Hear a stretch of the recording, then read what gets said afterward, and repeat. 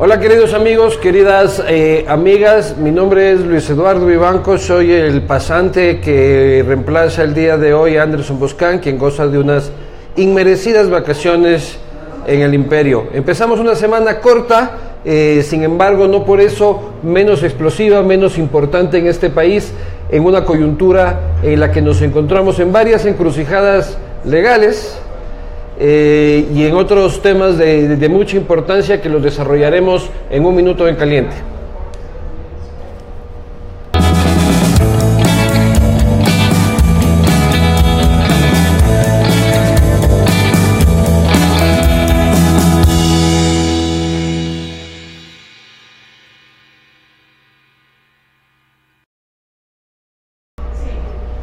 Como les adelantaba, es una semana, aunque corta, bastante complicada. Tenemos varios frentes que cubrir. Primero, hoy día es el primer día de trabajo oficial real de los nuevos ministros de Defensa y del Interior, que tienen por delante una misión muy importante después de que precisamente este fin de semana, Guacho haya hecho una nueva exigencia al gobierno ecuatoriano sobre crear un canal humanitario para la entrega de los cadáveres de nuestros colegas asesinados y de la pareja secuestrada. Esto no sin antes exigir por parte de Guacho que se liberen a sus secuaces en manos del poder del Estado ecuatoriano. Nuestro invitado de hoy nos ayudará también a analizar eso, analizar la viabilidad legal de esa liberación solicitada por los narcoterroristas. Además nos encontramos en varias encrucijadas legales. El país empieza también esta semana ya oficialmente a trabajar con un nuevo fiscal subrogante. El país de los subrogantes por todo lado manejan la institucionalidad del país.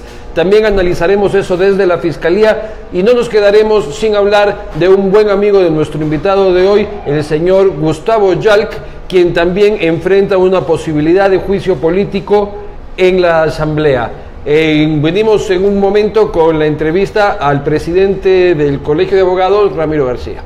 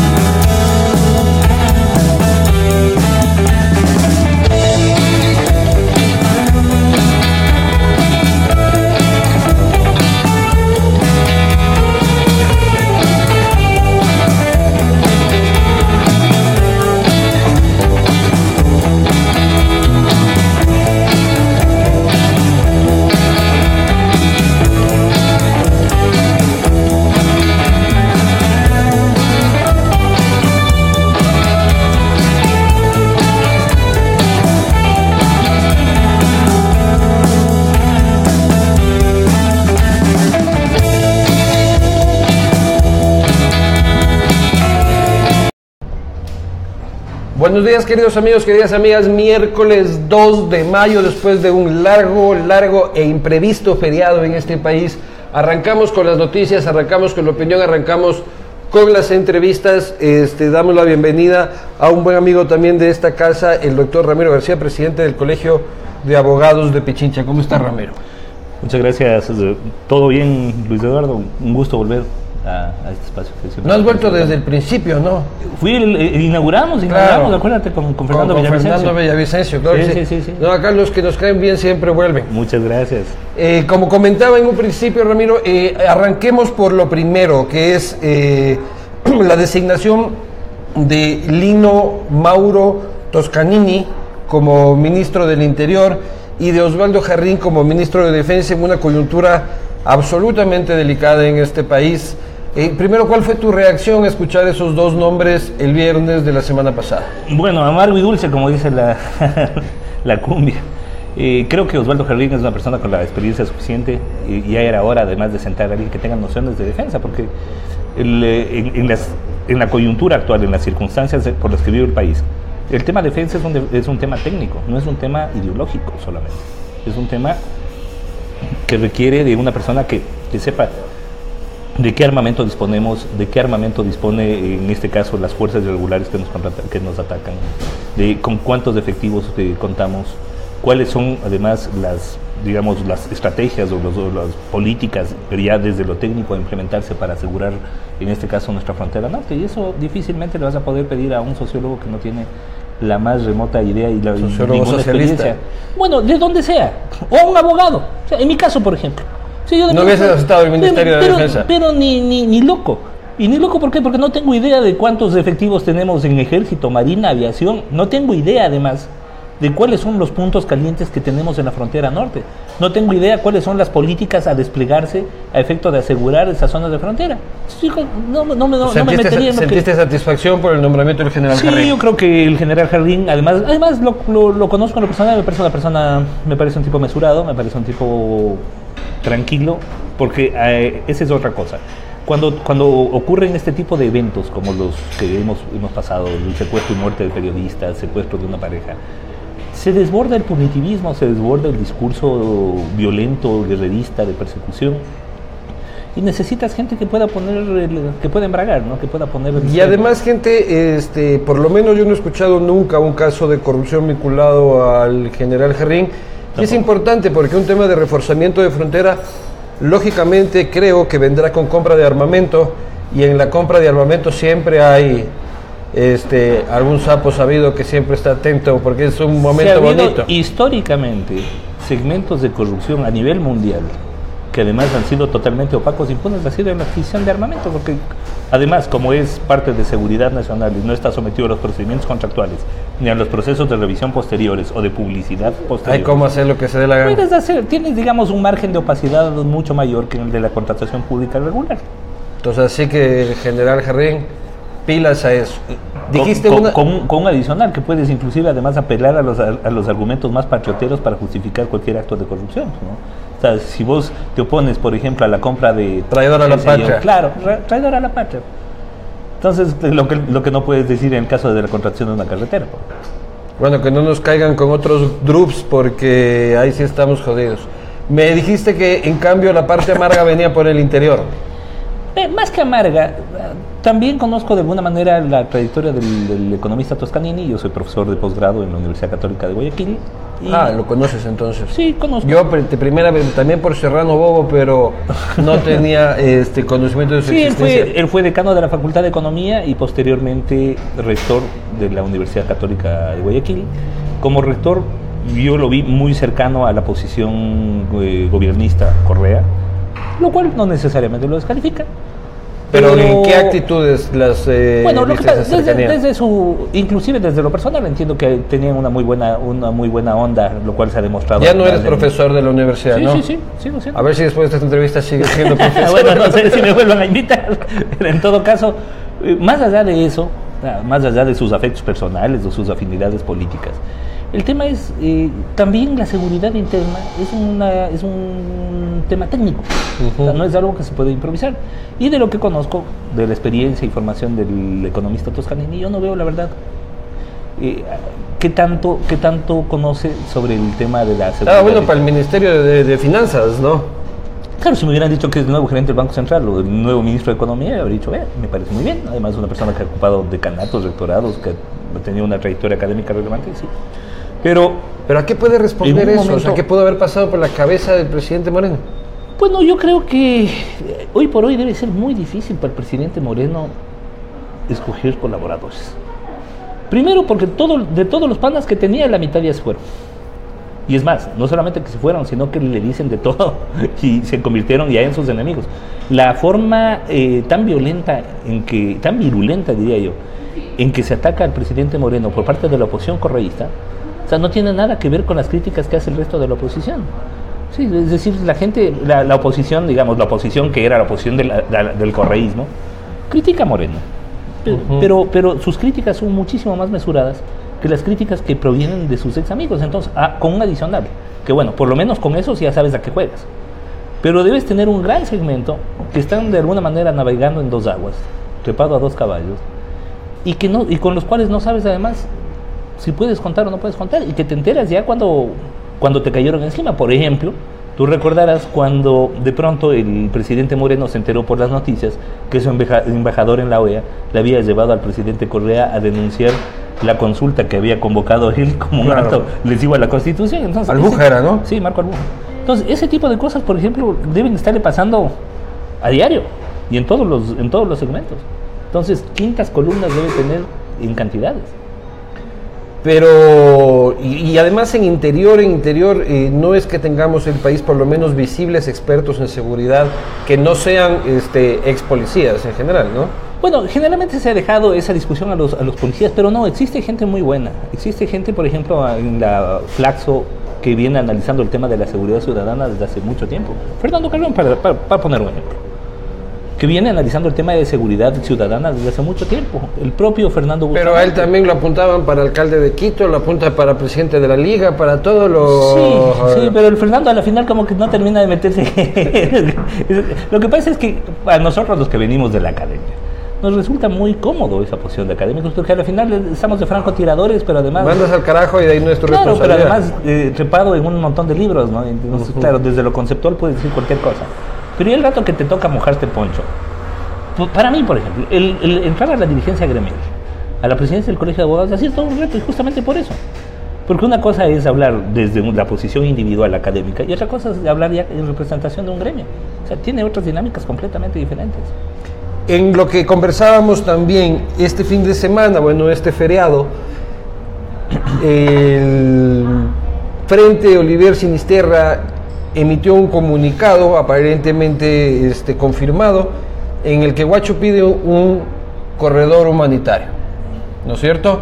En el que solicita de que se cese el fuego para entregarnos los cadáveres de los compañeros del comercio caídos y los dos secuestrados. De ahí también hace una exigencia que es la liberación de sus secuaces en poder de las autoridades ecuatorianas. Dividamos la conversación. Segundo, ¿ves viable, crees que después de la relación, por decirlo de alguna forma, que hemos tenido con estos narcoterroristas, sea dable de parte del Ecuador decir, de acuerdo, cese al fuego, abrimos este callejón? Mira, ahí te diría, me faltan datos. Lo que pasa es que primero tendremos que saber exactamente cuál es la posición del grupo que dirige Guacho en la frontera. Es decir, no solamente cuál es su posición geográfica, sino cuál es su posición ya en lo estructural. Es decir, qué tanto del mercado controlan. Si quieren un corredor humanitario para entregar rehenes y cadáveres, perfecto. O quieren un corredor humanitario para pasar droga. Entonces, ¿qué es lo que se quiere? Pero eso solo nos puede contestar técnicamente el ministro de Defensa o una persona que conozca el sitio y diga, bueno, a ver, ok, calculamos que estas fuerzas irregulares tienen tantos efectivos apostados más o menos en tal parte. Porque para esto no necesitas, pues, para entregar un corredor humanitario, o sea, para entregar 2 personas.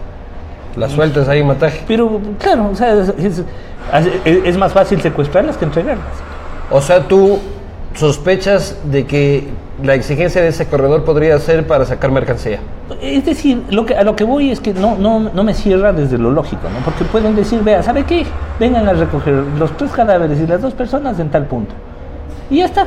Y nosotros no vamos a hacer ninguna acción militar. Se acabó. Creo que lo de fondo no es eso. Lo de fondo va más por la vía de liberen a nuestros compañeros, ¿no? ¿Hay formas legales de hacerlo? Hay formas legales de hacerlo. ¿Cuál es la vía? Podría hacerse vía amnistías presidenciales, pero más allá de eso es hasta dónde se puede llegar a... ¿Indultos presidenciales? Sí, claro. Hasta dónde, la vía, o sea, mejor dicho, la discusión es hasta dónde se puede llegar a transar con grupos militares, paramilitares que están actuando al margen de la ley. Porque tengo entendido que cuando estaban aún secuestrados los compañeros del comercio, el gobierno estaba buscando la forma legal de liberar a parte de los que ellos exigían y que se habían entrampado principalmente en fiscalía con el procedimiento abreviado, con... Sí, hasta eso ya los mataron. Claro, ¿tú crees que eso fue ineptitud, inoperancia, mala fe? Mira, yo creo que se manejó, o sea, más que ineptitud, yo creo que tenemos que ser justos también con los ministros, porque les han caído muy duro al exministro de Defensa y al exministro de Seguridad. O sea, no es que no estaban preparados, no tenían idea de cómo actuar, porque en el Ecuador nunca hemos enfrentado este tipo de eventos. ¿Hace cuánto? O nos hicimos los pendejos durante mucho tiempo. Bueno, no, pero es que ¿hace cuánto, por ejemplo, no nos habían puesto una bomba en un recinto militar o policial? Yo no recuerdo. Yo tampoco. Entonces, claro, nuestros funcionarios no estaban listos para esto. No, a la hora de la hora no supieron cómo actuar, no buscaron la asesoría adecuada, además, que le habrían podido haber hecho. Es más, en Colombia esto es pan de todos los días. Bueno, a ver, vénganse un ratito y ayúdennos a enfrentar este tema y díganos cómo tenemos que reaccionar. Claro, pero lo que entendía es de que el tema se había empantanado más a nivel de fiscalía, a nivel de órganos de justicia, judicatura, pero más que en el Ejecutivo. Claro, bueno, ahí... para la liberación de los terroristas. Entiendo. Pero ahí yo creo que esto pasa por una inadecuada asesoría jurídica, ¿no? Porque el presidente puede indultar, tiene amplísimas facultades de indulto. Pero eso no es Joana Pesante, es la que tendría que servir de algo. Quien esté ahí, pero insisto, también seamos justos con la secretaria jurídica. ¿Cuántos asesores jurídicos ecuatorianos han enfrentado un tema de liberación de rehenes en su vida profesional? Pero el tema del indulto presidencial me parece una vía no muy rebuscada, fácil y que a cualquier abogado se le hubiera ocurrido. Si yo hubiera sido el abogado, habría sugerido eso inmediatamente y la decisión política la habría tomado el presidente de la República. A ver, presidente, ¿usted quiere entrar en negociaciones con un grupo paramilitar? Esta es la vía. Ahora, de ahí, si esto políticamente conviene o usted lo considera legítimo, eso ya tiene que decir usted como jefe de Estado. ¿Políticamente te parece conveniente? Porque estamos de nuevo ante esta coyuntura, claro, ¿no? Tiene sus pros y sus contras, porque si es que empiezas a negociar utilizando personas como moneda de cambio, o sea, lo que vas a tener es más secuestrados cada vez más. Y cada que caigan secuaces de estos grupos, lo que vas a tener es policías o población civil desplazada o secuestrada. Ahora, yo creo que el tema es más estructural, más de fondo. ¿Tiene sentido entrar en una guerra contra el narcotráfico, guerra contra las drogas, o tenemos que empezar ya a buscar nuevos mecanismos para enfrentar este problema? La legalización. Porque por segmentos de legalización, como se ha hecho en Uruguay. Es decir, ya tenemos que empezar ¿Estás a favor de la legalización de las drogas? Por lo menos de drogas blandas como la marihuana, sí, sin duda. Recreacional y todo. Sin duda.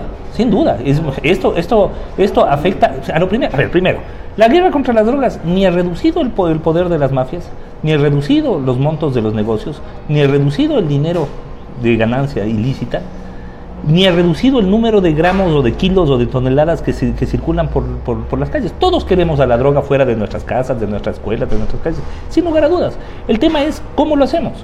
Entonces, está claro que la lucha contra el microtráfico, que fue la política antidrogas del correísmo, al menos en sus últimos 5 años, fue un fracaso. ¿Por qué? Porque el microtráfico tú no lo puedes enfrentar vía represión. El microtráfico tiene un trasfondo socioeconómico. Pero ahí se lo criticó mucho el gobierno con la tabla de drogas, ¿no? Mira, ahí más bien se le dijo que se legalizó el microtráfico. Bueno, primero la tabla de drogas en lo fáctico ya no existe porque se redujeron los márgenes de permisión de tal manera que es imposible materialmente diferenciar a un narcotraficante de un consumidor. O sea, si imagínate, es punible a partir de 1 gramo de cocaína. Te pregunto ¿qué consumidor no tiene 1 gramo más de cocaína? Entonces, ¿cómo lo vas a diferenciar? Así que el problema es que mucha de la discusión es simbólica. Y tenemos además actores de oposición que defendiendo, al menos conceptualmente, la libertad, a la hora de hablar del punitivismo son más punitivistas que lo que critican. ¿Pero crees que las críticas a la tabla de drogas entonces fueron injustas? Yo creo que la tabla de drogas, sin ser la panacea ni mucho menos, es un mecanismo que te permite racionalizar el poder punitivo en el tema. Te permite establecer bandas. Y no como antes, en donde el que tenía 25 gramos de droga terminaba siendo juzgado y con una pena igual al que tenía 2 toneladas. Pero ya mismo me dices que con Correa estábamos mejor. No. A ver, primero, una cosa. Al correísmo no se le puede negar sus virtudes, que las tuvo. Y ese es un favor que yo nunca le voy a hacer. Entre estos el tema de la tabla de drogas. Es más, yo recuerdo haber escrito una columna, mi columna del Universo, cuando salió el tema drogas, que se titulaba "En el tema drogas el gobierno tiene la razón". Y sí, pero por supuesto, la tabla de drogas te permite... Pero tampoco se bajó el consumo y vimos toda esta tragedia de la droga H en las escuelas de Guayaquil. Espérate, ¿cómo? ¿Quién dice que no se bajó el consumo? ¿Qué estadísticas serias tienes acá? Tú dices que no hay estudios. Perdóname, no tienes estudios serios. No es así. Ahora, que tienes un problema de consumo, sí, por supuesto. Pero eso no lo vas a enfrentar metiéndole preso al tipo precarizado que esté en la esquina. Porque a los 10 minutos vas a tener otro. Muy poco capo cae, siempre cae cualquier... Si tú te pones a ver, el 99% de los que están del tipo penal, narcotráfico, pertenecen al sector socioeconómico más precarizado, más pobre. Y entra uno preso y hay uno que lo reemplaza inmediatamente, ¿no? Pero los peces gordos... Previamente dos se caen a cuchillos disputándose la esquina y el que gana está vendiendo 10 minutos después. Y peces gordos poco a poco. Pero dime, ¿cuáles?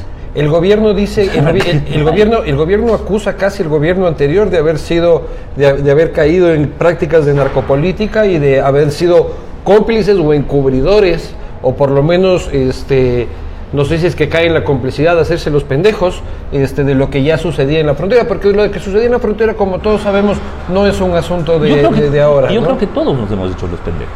O sea, cuando hemos dicho el conflicto colombiano no es nuestro conflicto, lo que hemos dicho es, vea, ¿sabe qué? Nosotros no vamos a entrar a la dinámica armada en el tema de frontera, como si lo hizo Colombia con su frontera sur. Y nos decimos los pendejos en todo aspecto, como que veíamos una mansión por ahí, eso es lavado y lavado ha de ser. Es decir, es algo que tratamos de negarlo psicológicamente, más bien. Es decir, sí, bueno, ha de ser lavado. Pero es una acusación potente la del gobierno, ¿no? Sí, pero es una acusación potente que debería ir acompañada de evidencias y además ir acompañada de procesamientos, porque si es que esto es así, si es que ha habido una estructura deliberada para liberar ciertas zonas de frontera norte y entregarlas al narcotráfico, eso cae dentro del concepto de traición a la patria, pues.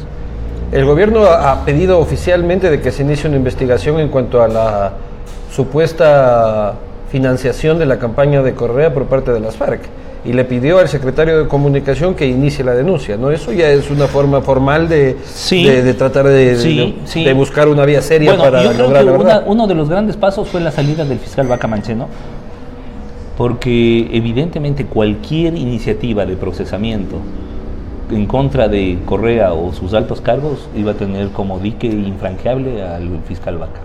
Pero en esta denuncia específica es también una suerte de harakiri del presidente Moreno, porque pide que se investigue una campaña que también fue suya, ¿no? Sí, pero habría que ver si es que conoció o no, porque eso fue suya y fue de miles de personas, porque tuvieron miles de candidatos, y seguramente si hubo una impregnación de dineros del narcotráfico, eso llovió para todos. Porque no es que solamente Correa debe haberse metido a los bolsillos y hacer su campaña, no era su campaña, la del vicepresidente, la de sus asambleístas, etc. La pregunta es, ¿quién hizo de contacto? ¿Quién recibió la plata? ¿Quién conocía de esto? Porque habría que ver si es que el vicepresidente conoció o no conoció en su momento. Eso en materia penal se llama error de tipo. Cuando existe además invencible, porque si tú como presidente de la República eres el que recibe o las donaciones de campaña, ¿cómo puedo yo saber si esas donaciones eran lícitas o no? A menos que tú me hayas dicho, ¿sabes qué? Mira, acabamos de recibir este milloncito que viene del cartel de Sinaloa, así que... Igual tendrían que demostrarme que me lo dijeron, ¿no? Por supuesto. Yendo ya por ese camino... caeríamos en responsabilidad objetiva, que en materia penal no tiene sentido. Yendo ya por ese camino, por el tema de la fiscalía, salió finalmente el fiscal que tenía también una bronca abierta con uno de tus clientes, con Fernando Villavicencio, hasta en el juicio político lo fue otra vez tocando. A Villavicencio ponle como defendido, no como cliente, porque el cliente paga. Bueno, como defendido. Entonces, sale de ahí. Primero, ¿alguna opinión sobre esta bronca en la que el fiscal acusaba a Fernando de prácticamente formar parte de una ficha importante de una conspiración en su contra entre Fernando, Pepe Serrano y Tania Moreno? Mira, en este tema yo creo que hubo tal apropiación de lo público en los últimos 10 años, que no solamente que se apropiaron de fondos públicos, sino que se apropiaron de la discusión pública. Es decir, no había diferencia entre los problemas privados y lo público. O sea, los problemas entre el compadrito lindo, el chiquito, el amiguito y el fiscal o quienes sean, es problema de ellos. Es un problema que tiene que tratarse en sede política. Pero en sede jurídica y de política pública, lo que nos interesa es la legitimidad de las actuaciones de las instituciones. O sea, ¿cómo es posible que un fiscal exhiba un audio sin haberlo judicializado previamente? Es impresentable. Pero más grave es de que Pepe Serrano esté hablando con Poli y diciendo que comamos nuestro fiscal. ¿Cómo es posible que el presidente de la Asamblea esté hablando con el ex contralor y prófugo? Lo otro también, pero lo otro pero hablemos, escandaloso. No, por eso, es decir, imagínate la institucionalidad de la Asamblea cuando su primera autoridad habla con el ex contralor prófugo de la justicia para ponerse de acuerdo de cómo bajarse al fiscal. Y luego el fiscal exhibe públicamente esta conversación sin judicializarla. Que una cosa nos puede parecer peor que la otra, bueno, eso ya es cuestión de apreciaciones, pero evidentemente, legal o no legal, evidentemente están actuando fuera de la institucionalidad. Pero estamos hablando además de las primeras autoridades del país. O sea, no estamos hablando de cualquier persona, estamos hablando de quienes manejan el poder público real. Así que eso es por ahí por donde deberíamos empezar exigiendo una actuación coherente a nuestras autoridades. Entonces, vuelvo y te repito, o sea, yo creo que en este caso, la bronca política que evidentemente se produjo, pero además con ribetes delincuenciales de lado y lado, porque era tan impresentable el tema como que el ex contralor dice que hay un examen de Contraloría con indicio de responsabilidad penal en contra del ex fiscal general Vaca Mancheno por cobros indebidos cuando era comisionado del 30S. El otro dice que no. Villavicencio saca y le dice, vea, aquí está. Toma. El contralor dice que no tampoco. El contralor actual dice que no. El ex contralor dice, sí, yo emití, aquí está, vea, tenga. Si no dice, bueno, a ver qué pasó.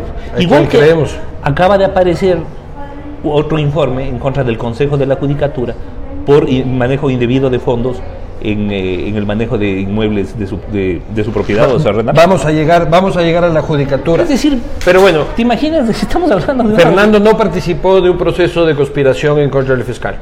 Mira, Fernando es un periodista que además ha hecho denuncias bastante claras.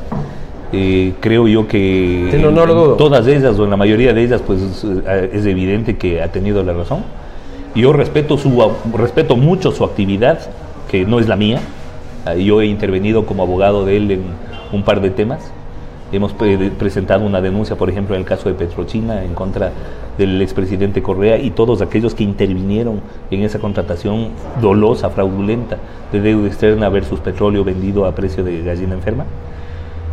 Pero, ojo, o sea, lo que hagan los políticos, tema de ellos. Fernando es un político, Serrano es un político. El problema es que Vaca también era un político. Claro. Y lo menos que podemos pedir a nuestras autoridades de control es que salgan de esa dinámica política.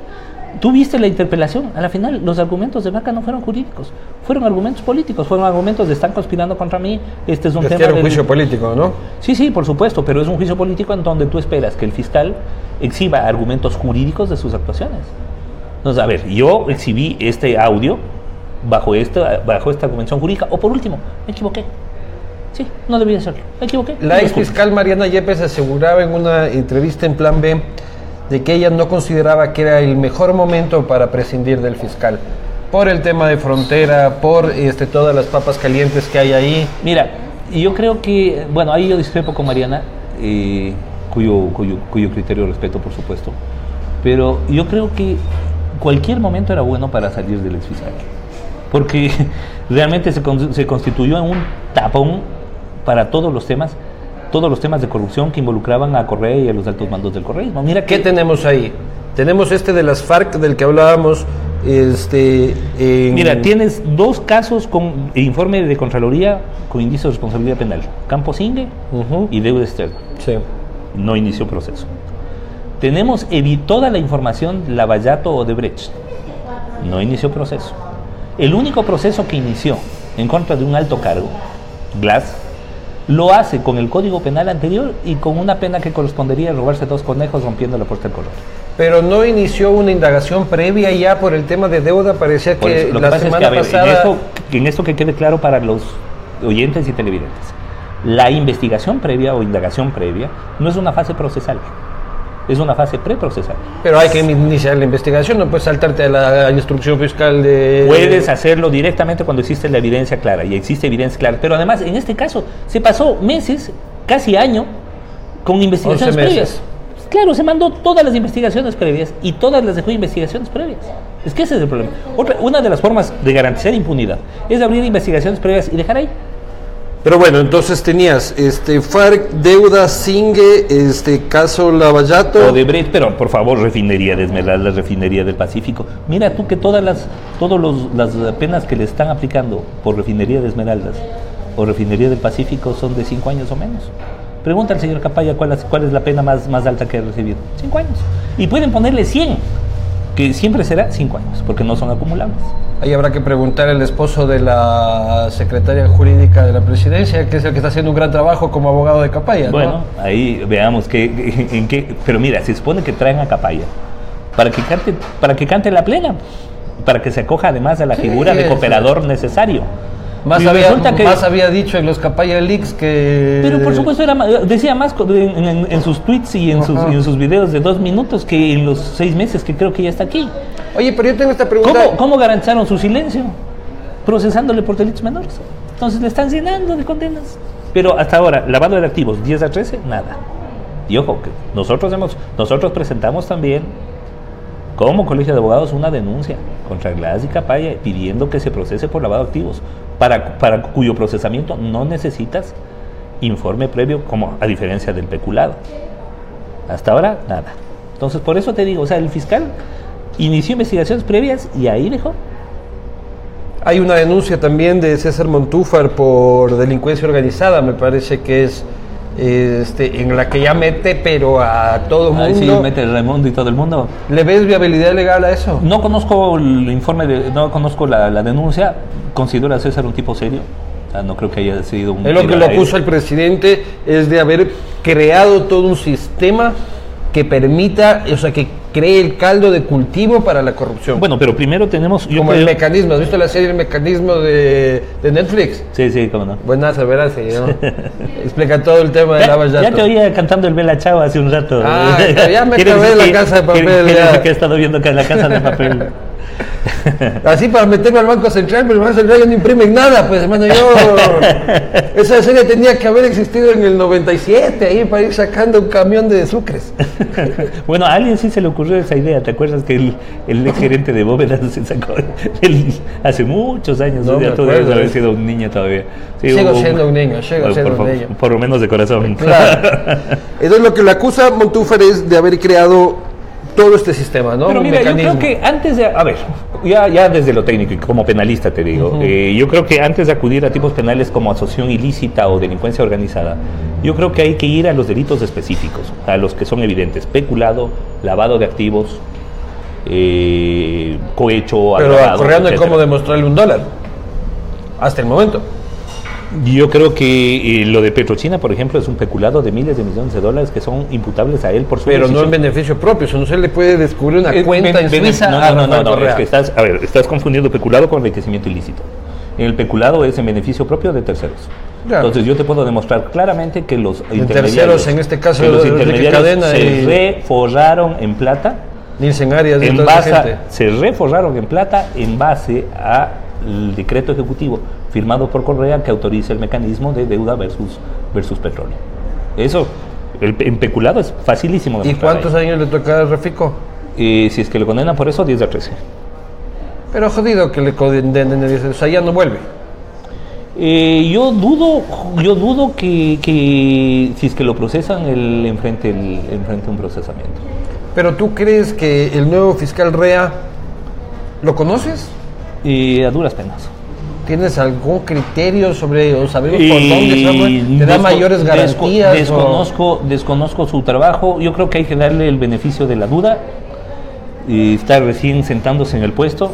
Veamos en estos meses que va a estar ahí qué es lo que va a hacer, pero sobre todo aquí a quienes hay que pedir de la manera más afectuosa pero firme es al Consejo de Participación Ciudadana que convoque ya los concursos, porque ojo, hay que llenar Contraloría, Procuraduría, Fiscalía, Superintendencia de Información, Superintendencia de Economía Popular y Solidaria hasta ahora. Que soy el país de los subrogantes, soy hoy por hoy, ¿no? Sí, de acuerdo, pero no, es decir, parte de la institucionalidad tiene una estructura material y una estructura formal, y parte de la estructura formal de la institucionalidad es que tengamos instituciones dirigidas por titulares.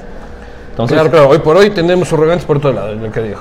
Sí, y lo cual no necesariamente está mal, porque o sea, prefiero los subrogantes de hoy a los titulares de antes, pero sin duda, o no prefieres al Contralor Celi que al Contralor Poli, por darte un ejemplo, no, sí, ¿no? pero yo me voy a lo puntual y pero lo ya real. desde lo conceptual, evidentemente necesitamos titulares. ¿Pero ves que el Consejo de Participación se está durmiendo? No. ¿De qué andan? O sea, desde que lo votaron a Rivera, pocón. Bueno, el hecho de que hayan decidido evaluar al Consejo... Y tiempo y poco, ¿no? Sí, pero el hecho de que hayan decidido evaluar al Consejo de la Judicatura, que hayan dado tiempos y que además plazos que ya se cumplieron, yo creo que es importante. Y yo creo que además es gente que de alguna manera está garantizando un nivel de independencia adecuado, que no lo veíamos hace rato. O sea, la verdad yo he estado gratamente sorprendido, sin que pensemos que es perfecto ni mucho menos, pero yo creo que está caminando. Las expresiones de ayer del presidente del Consejo, de Julio César Trujillo, en la marcha del primero, me parecieron muy direccionadas, y creo que, a ver, si hay un segmento que ha permitido toda esta estructura de corrupción y además de persecución, ha sido la Administración de Justicia. Si no se cambia justicia, no se cambia nada. Pero hay algunos criterios que creen que se está extralimitando el Consejo de Participación Ciudadana al ampliar su horizonte de evaluación al Consejo de la Judicatura, que no fue elegido por el Consejo de Participación Ciudadana. No, a ver un ratito, fue elegido por el Consejo de Participación Ciudadana, lo que no fue elegido es por el Consejo el de Participación anterior. Entonces, ese argumento de que, como no fue elegido por el anterior, sino por el anterior al anterior, entonces no es susceptible de evaluación por parte del Consejo actual. Eso no tiene, jurídicamente no tiene ningún asidero. Está claro que está blindado de que sí se puede. Pero sin lugar a dudas, está claro que el mandato ciudadano contenido en la pregunta 3 iba hacia evalúe a todos los que están bajo su égida. Es más, nosotros consideramos que inclusive la Corte Constitucional debería entrar dentro de esta evaluación, sin duda, que es otra estructura que realmente ha sido muy mala. Hoy están tratando de lavarse la cara sacando algunas sentencias como lo de la Universidad Andina. Lo de la Universidad Andina, pero como bien ponía Santiago Basabe en una columna suya en Cuatro Pelagatos, no somos tan ingenuos como para pensar que ha habido un cambio conceptual. El defensor del pueblo está pataleando duro, ¿no? El defensor del puesto, dices. Sí, ya no es defensor del pueblo, sino defensor del puesto. Claro, él desde antes. Ha desconocido ya el Consejo. Él fue uno de los que intervino en ese tema de acudir a la CIDH para lograr que no se los evalúe. Pero por favor, a mí me parece hasta un descaro. Un defensor del pueblo que ha permanecido impávido ante todo el esquema de violación de derechos humanos, que se quedó callado en todo, pero en todo. Y es más, yo te puedo decir temas puntuales. Yo recuerdo el caso 10 del Uruncoto, por ejemplo, que creo que es uno de los procesos kafkianos. ¿Cuánto tiempo lleva el que tipo hemos tenido. ahí? Un montón. Es que fue reelegido, pues. El defensor del puesto. Claro, el defensor del puesto. Entonces, imagínate que mandaron 2 funcionarios de la Defensoría del Pueblo para analizar si ha habido violaciones de debido proceso. Y han pasado 5 o 6 años. Nada. Hasta ahora, nada. O sea, ese es el nivel con que se ha manejado la Defensoría del Pueblo hasta ahora. Absolutamente inservible. Tan es así que si mañana desapareces la entidad, nadie echaría en falta. Entonces, claro, y una entidad que además debería coadyuvar a la defensa de derechos humanos, que esa es su función, ¿no? El ombudsman, el defensor del pueblo, el defensor de la gente, de la ciudadanía. Ha sido hasta ahora, solo sirvió para defender el puesto. En el tema de la judicatura, Jack no se va a ir así de fácil, ¿no? Peor para él, yo creo, porque... ¿Tú crees que está fuera? Yo creo que está fuera, y yo creo que además está fuera con el repudio general. Y eso es una pena, ¿no? Porque, por ejemplo, era un funcionario muy vinculado al sector justicia desde hace mucho tiempo. Una persona tenía que además, su respetabilidad, ¿no? Una persona que además lo ha hecho a sabiendas. Una persona que tenía su respetabilidad. Te puedo decir que un buen tipo, yo lo conozco desde la universidad, era mayor que yo. Pero lo conocía, fue un dirigente universitario, me acuerdo que fue presidente de la Federación de Estudiantes, le ganó al fan del Falconi la elección. Y sí, o sea, yo sigo pensando que una de las, no diría ya de las virtualidades, pero uno de los logros, entre comillas, del correísmo, fue haber hecho que gente buena pueda actuar de la manera más perversa, y además deje nombre, proyecto, buen nombre, familia, todo en el piso, con tal de servir a lo que en ese momento era un proyecto político, ¿no? Es decir, se llegó al punto de mesianismo tal que ya la gente no actuaba bajo consideraciones personales siquiera. Pero con la salida de Yal se garantiza una mejor justicia. Mira, eso no porque es cuestión de cambiar. Los jueces siguen ahí, ¿no? No, o sea, a ver, no es cuestión de cambiar a Pepito por Carlitos y con eso hemos mejorado la administración de justicia. Necesitamos un nuevo Consejo de la Judicatura que nos pueda garantizar un nuevo modelo de justicia, un nuevo modelo de gestión, una nueva estructura. Si no cambia ¿Nuevos jueces? No necesariamente. Posiblemente en algunos casos, en algunos estamentos sí, sobre todo los más altos. Pero yo creo que el mismo juez actuando con independencia o bajo una estructura de independencia va a ser mejor juez que ese juez actuando presionado por el poder político. En eso estamos claros. Pero la calidad de los jueces de este país... La calidad de los jueces, a ver, ese ya es un tema estructural. Y inclusive pasa por la calidad de las facultades de derecho que tenemos. Si no tenemos grandes facultades de derecho, no podemos tener grandes jueces actuando. Ellos son productos de nuestras universidades, de nuestras facultades. Entonces ahí también desde la academia tenemos que hacer un mea culpa, a ver qué jueces estamos produciendo. Veamos qué formación tiene la mayor parte de las jueces, porque uno de los fenómenos que vas a ver es que antes los jueces y las juezas provenían sobre todo de la universidad pública. Ahora provienen sobre todo de la universidad a distancia. Yo no tengo tampoco nada en contra de la formación a distancia, pero ¿hasta dónde eso te puede garantizar el bagaje de conocimiento suficiente como para impartir justicia? Otra cosa, ¿qué está haciendo la escuela de jueces? ¿Qué está haciendo la escuela de fiscales? ¿Tú te vas a lanzar para fiscal? Y yo, qué mal techo ve. No, sí te ha de gustar el puesto. Vos que siempre me has caído tan bien y me sales con esas cosas. ¿Siempre qué? Sí te ha de haber gustado el puesto. No, me parece. Debe ser uno de los puestos. No, debe ser uno de los puestos más antipáticos que puede haber en este mundo. Sí, más bien. pero con hartísimo poder. Hartísimo poder, pero un poder para que eres el titular de la acción penal. Yo, la verdad, estoy muy cómodo, en el buen y mal sentido, con lo que estoy haciendo, tanto en la dirigencia gremial como en la parte académica. La verdad, no me he cuestionado, no me he planteado siquiera ocupar un cargo público. Estoy con mis cátedras nacionales, internacionales, soy profesor de algunas universidades fuera. La verdad ando con la agenda llena, pero yo creo que hay muy buenos juristas que podrían ocupar ese ¿Hay algún cargos. nombre que se te venga a la cabeza? Bueno, se me ocurre, por decirte algo, Juan Pablo Albán, un defensor de derechos humanos, se me ocurre Daniela Salazar, se me ocurre Farid Simón Messi. ¿Daniela Salazar o Diana? Daniela Salazar. No la fiscal que ahora está en la unidad de análisis financiero. Mira, sí, ahí tengo mis reparos sobre formación y actuación. Creo que cumplió un papel interesante, pero creo que la Fiscalía General requiere de alguien con ¿Otro nombre mucha dijiste formación. después? Se me ocurre María del Mar Gallegos, que es también catedrática y además litigante. Es decir, hay gente, ¿no? Daniel Curi García en Guayaquil, que me parece un tipo serio, bien formado, bien Como estructurado. Policán Ochoa. Muy bien, vamos a evaluar un poco. poco. Que me preguntes por los Vera, ¿no? Claro, Allenbert y Rambert, ¿cómo se llamaban? Esos nombres raros, hermano. Vamos a revisar un poco los comentarios de la agenda. La gente Renato Pérez, qué pena lo que pasó con Gustavo Yalc, fue un gran cuadro para el país, pero él se liquidó solo por ambición. Más o menos. Juan Galarza, ¿qué opina de Pedro Granja para fiscal general? No conozco obras del doctor Granja, no conozco nada escrito fuera de lo que escribe en Twitter del doctor Granja.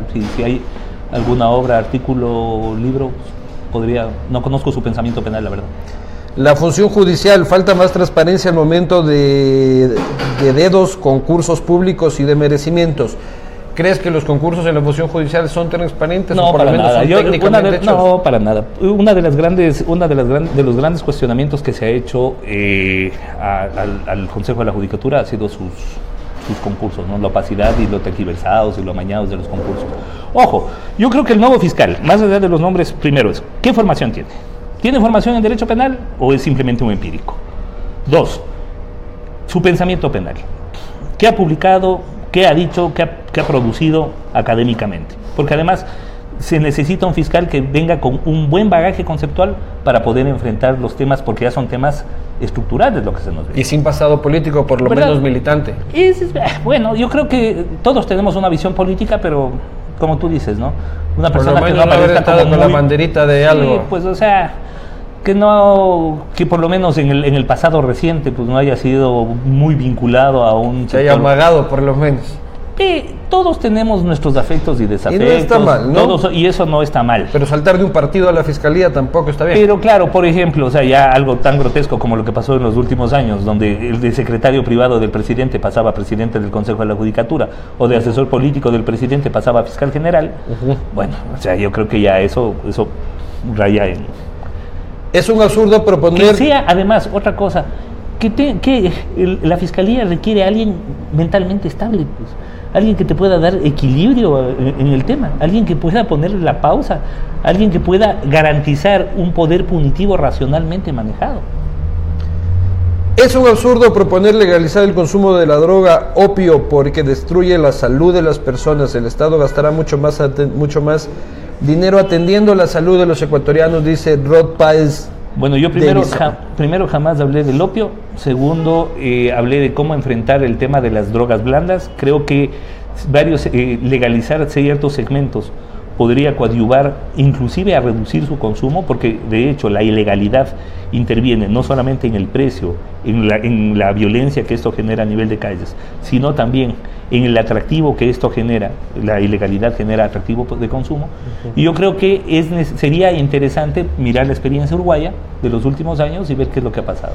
Sobre esto, Ricardo Dos Santos, que espero que no sea nada para los de Lavallato: el tema de la tabla de drogas es una recomendación de la OMS para separar a los consumidores con los traficantes, ya que el consumidor o adicto no puede ser juzgado por su enfermedad, más bien el Estado tiene que darle una atención prioritaria. Sin duda, o sea, necesitas parámetros y no puede estar sometido, porque lo otro era sometido al arbitrio del juez.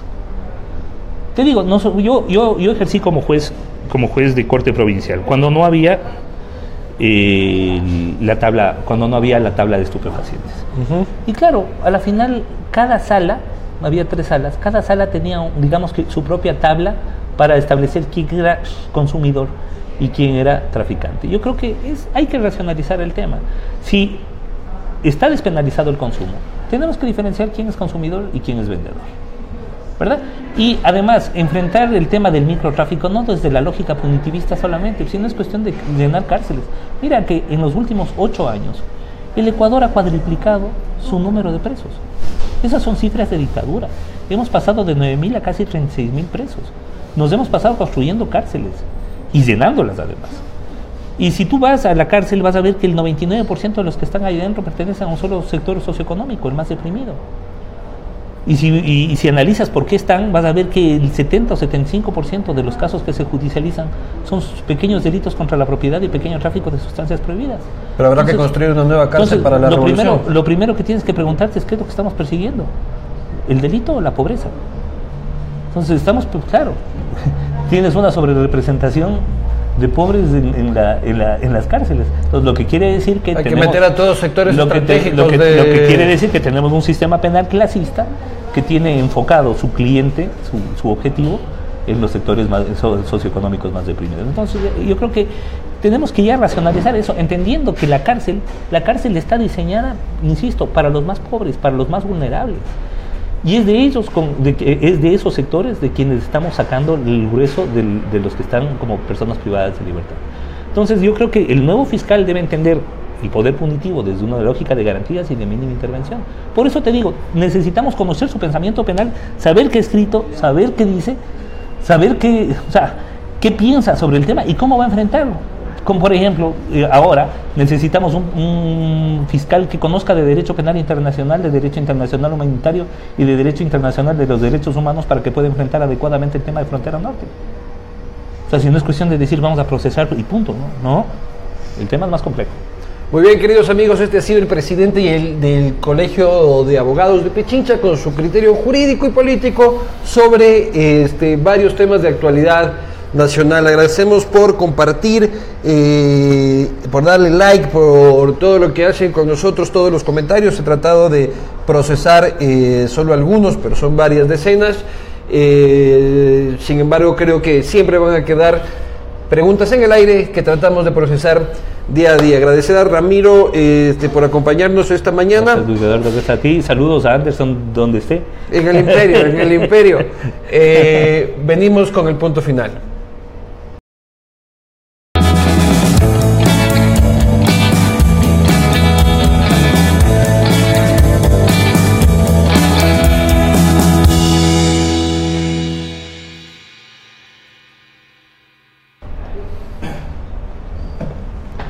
Desde hoy empiezan a trabajar ya oficialmente dos nuevos ministros de Estado, uno de Defensa y otro del Interior. Son los dos ministros encargados principalmente de devolvernos la paz a los ecuatorianos. Uno, el general Jarrín, sin mucho que demostrar, pues su carrera ya ha demostrado su capacidad y su conocimiento sobre el tema, y otro que tiene que urgentemente empezarle a demostrar al país que, además de ser un respetable rector y un buen administrador, sabe algo de seguridad y que puede coordinar los esfuerzos de las entidades de seguridad para permitirnos tener una vida más tranquila. Así que la responsabilidad y la responsabilidad de demostrarle al país algo cae mucho más sobre Toscanini, el nuevo ministro del Interior, que esperamos, eso sí, que no falle en sus acciones, porque cualquier novatada o cualquier error por cualquier tipo de motivo representa un grave daño a la seguridad de este país,